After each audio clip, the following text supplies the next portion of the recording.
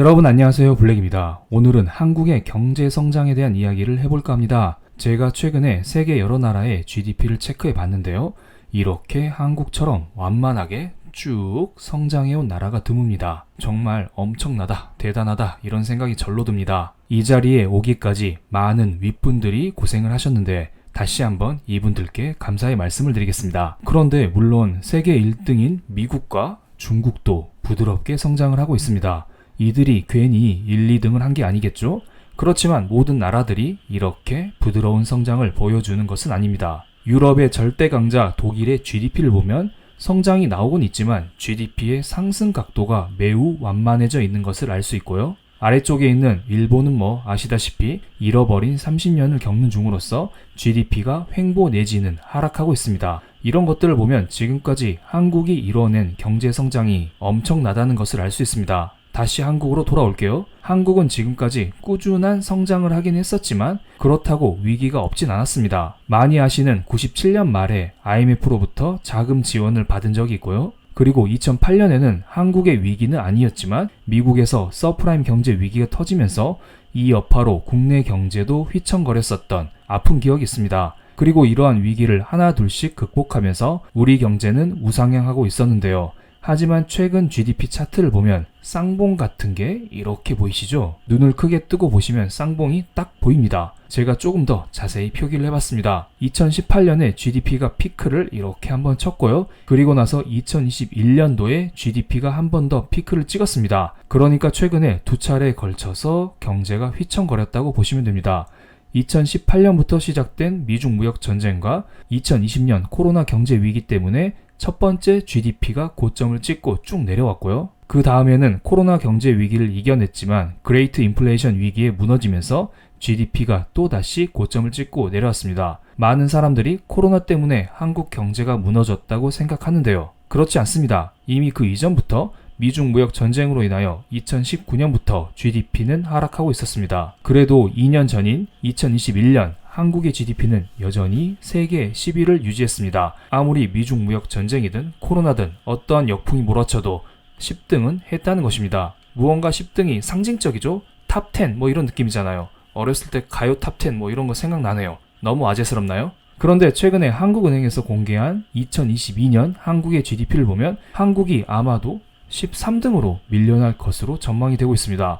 원래 러시아, 브라질 이런 나라들이 한국 뒤에 있었는데요. 이들이 앞으로 치고 나왔습니다. 12등 호주와의 GDP 차이는 그리 크지 않습니다만 11등 브라질과의 차이는 꽤 높죠. GDP 기준으로 한국보다 10% 이상 높게 찍혀 있습니다. 그만큼 브라질 경제가 강하게 성장했다는 것입니다. 하지만 일반적으로 GDP에 나와 있는 금액들은 모두 달러 기준입니다. 그렇기 때문에 만약에 자기 나라 화폐 가치의 하락 정도가 컸었다면 그만큼 GDP 측면에서 손해를 많이 봤다는 결론에 이르게 됩니다.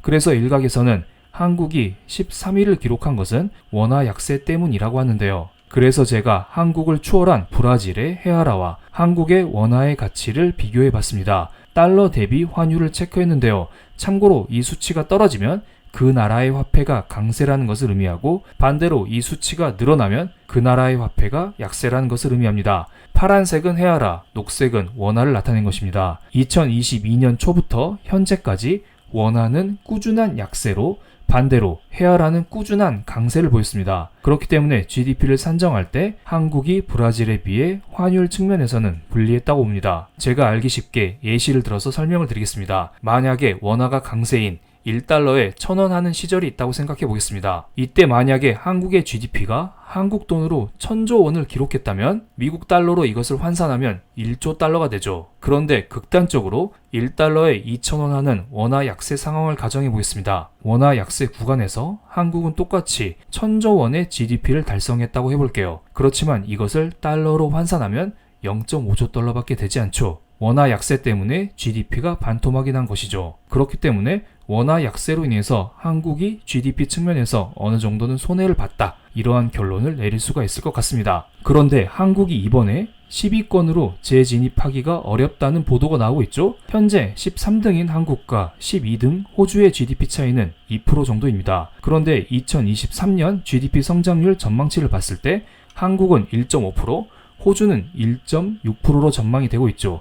이것은 다 IMF에서 나온 것입니다. 그래서 이렇게 전망대로 흘러가게 되면 한국과 호주의 격차는 더 벌어지게 되어 있습니다. 그런데 한국이 이번에만 1%대로 떨어지고 앞으로 더 오를 수 있지 않을까요? 이런 기대를 할 수 있죠. 우린 항상 한국 편이기 때문에 앞으로 기적적으로 2%, 3%, 4% 이렇게 성장을 할 수 있지 않을까? 이런 생각을 조금이나마 합니다. 하지만 좀 전에 보여드렸듯 한국은 2019년 미중 무역 전쟁부터 본격적으로 경제 성장률이 둔화되기 시작했습니다. 실제로 2019년 1분기부터 한국의 절대 성장률이 확 꺾이는 게 보이지 않나요? 그 전까지는 2%, 3%, 4% 이러한 성장을 기록했었는데 2019년 1분기부터 미중 무역 전쟁과 함께 탈세계화가 일어나면서 한국의 GDP 성장률이 1%대로 주저앉았습니다. 물론 2021년도에 급격한 경기 회복은 워낙 코로나 때 역성장을 해서 이에 대한 기저효과를 반영한 것으로 보시면 되고요. 그리고 기저효과가 끝나자 2022년에는 다시 1%대 성장으로 돌아왔습니다. 자기 자리를 찾아간 것이죠. 그렇다면 이 그래프를 잘 기억해 두시고요. 12등 호주, 11등 브라질의 성장률 추이를 보겠습니다. 이 두 놈들이 우리처럼 꼬라박고 있어야 그나마 내후년이라도 GDP 역전을 노려볼 수가 있겠죠. 12위 호주의 GDP는 한국과 비슷하게 생겼습니다. 한국과 비슷하지만 무언가 절대 레벨은 살짝 높아 보입니다. 한국은 요즘에 1%대 성장을 보여주고 있는데 호주는 그래도 2%대 성장을 보여주고 있거든요.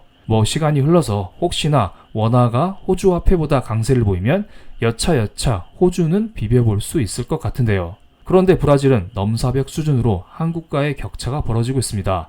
브라질은 최근 인플레이션 위기에도 불구하고 GDP의 성장폭을 더욱더 키워가고 있습니다. 아마 앞으로 한국과의 격차는 더 커질 것으로 보입니다. 이 기세대로라면 브라질은 10등, 9등, 8등 이렇게도 올라갈 가능성이 어느 정도 있어 보이고요. 한국의 부진과 브라질의 강세는 바로 금리 때문입니다. 미국은 현재의 고금리를 장기간 유지할 계획입니다. CME 선물거래소에 따르면 24년 말 미국의 기준금리를 4%로 전망이 되고 있습니다. 4%면 지금보다는 꽤 많이 떨어진 수준이긴 한데 코로나 때 제로금리임을 감안하면 엄청난 고금리인 것을 알 수 있습니다.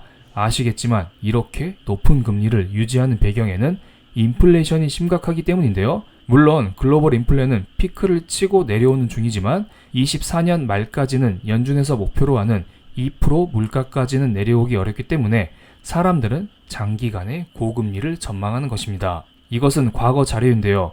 멕시코의 주요 수출품이 정리된 것입니다. 여러 항목들이 많이 있죠. 자동차 부품, 전자기기, 기계류. 그런데 이 중에서 4등으로 나타나 있는 광물성 연료는 석유를 나타내는데요. 멕시코는 대표적인 산유국입니다. 그렇기 때문에 2022년 인플레이션과 함께 국제 유가가 급등하자 멕시코는 물 만난 물고기처럼 수출을 통해 GDP를 늘렸던 것입니다. 그리고 여러 전문가들은 국제 유가가 진정되긴 하겠지만 낮은 수준으로 돌아가기에는 어렵다고 전망을 하고 있는데요. 이러한 고물가, 고금리 상황에서는 멕시코 경제 상황이 생각보다 좋을 수 있다는 점, 한국은 따라잡기 어렵다는 점을 명심해야겠습니다. 한국은 기름 한 방울 나지 않잖아요. 이런 상황에서는 한국은 울며 겨자 먹기로 높은 가격의 석유를 수입해서 쓸 수밖에 없습니다. 이것은 한국의 무역 수지인데요. 최근 6월 달에 오랜만에 11억 달러 소폭 흑자를 기록했습니다. 그러면서 많은 사람들이 이제 가자, 한국 살아난다 이런 이야기를 했었는데요. 그런데 비참한 소식이 하나 들려왔습니다. 무역 수지 다시 적자 전환, 이렇게 심플한 헤드라인의 기사가 하나 나왔습니다. 10월 첫째 날부터 10일까지의 무역 수지가 22억 달러 적자라고 합니다. 아니 6월 한 달 동안 11억 달러 흑자 기록했는데 고작 열흘 만에 6월 한 달 동안의 흑자보다 더 큰 무역 수지 적자 22억 적자를 기록한 것입니다. 오마이갓, 한국의 수출을 주로 담당해왔었던 대중 수출이 급격하게 줄어들면서 이러한 현상이 발생되고 있고요. 무역 수지 적자가 지속되고 있다는 것은 그만큼 아직은 경기 회복이 더디다. 이렇게 보시면 될 것 같습니다. 그리고 한국의 인구는 2020년 피크를 치고 계속 떨어지고 있습니다. 사람이 많아야 뭐라도 할 것 같은데 이거 그렇게 해도 쉽지는 않죠. 그래서 지금의 경제 성장률 1%대에서 위로 올라가기에는 힘들 것으로 보입니다. 한강의 기적은 끝났다고 봐야 하지 않을까요? 무언가 다른 기적을 찾아야 될 타이밍으로 보입니다. 요즘 인공지능이 우리를 강타하고 있죠. 이쪽에서 무언가 대박이 터지면서 인공지능의 기적이 나오든지, 그게 아니면 무언가 다른 기적이 필요해 보입니다. 여러분은 어떠한 기적을 꿈꾸고 계신가요? 예전에는 파이가 컸습니다. 그래서 모든 조각들이 다 같이 성장하는 시대였습니다. 그래서 투자도 쉬웠죠. 그런데 요즘은 1% 성장에 우리나라가 그치고 있어요. 그렇기 때문에 멈춰있는 놈은 계속 멈춰있고 크는 애만 크는 세상입니다. 심지어 뒤로 가는 놈들도 널려 있어요. 이렇게 양극화가 점점 심해지고 있습니다. 그래서 우리는 가는 놈에만 집중을 해야 될 필요가 있어요. 기본적으로 회복기에 접어들 수 있는 반도체, 성장하는 2차전지, 신재생, 우주항공, 방산, 이런 쪽에 집중해야 할 것으로 보이고요. 주식 투자 이야기를 드리는 것입니다. 그리고 부동산 하시는 분들도 엄청나게 난이도가 높아졌죠? 앞에 설명드린 업종에 해당되는 공장이 포진되어 있는 지역 중심으로 내 집 마련을 하는 게 유리해 보입니다. 그럼 오늘 영상 여기에서 마치겠습니다. 제 영상이 마음에 드셨다면 구독, 좋아요, 알림 설정까지 부탁드리겠습니다. 감사합니다.